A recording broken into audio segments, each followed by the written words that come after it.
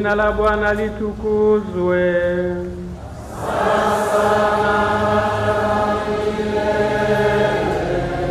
Msaada wetu katika jina la Bwana.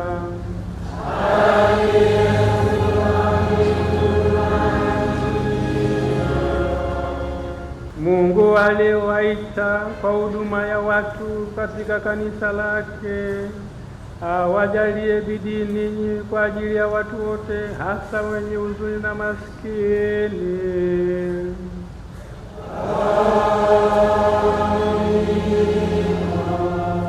Mungu aliyewapa mwenyewe kazi ya kuhubiri Injili ya Kristo awasaidie ili kwa kuishi kufuatana na neno lake mpate kuwa mashahidi wake wanyofu na wenye moto moto.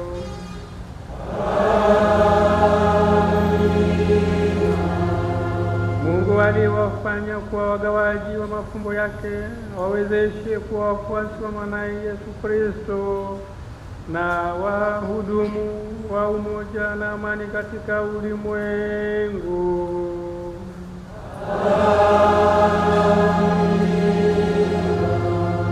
Na ninyote mliokusanyika hapa awabariki Mungu Mwenyezi, Baba na Mwana na Roho Mtakatifu.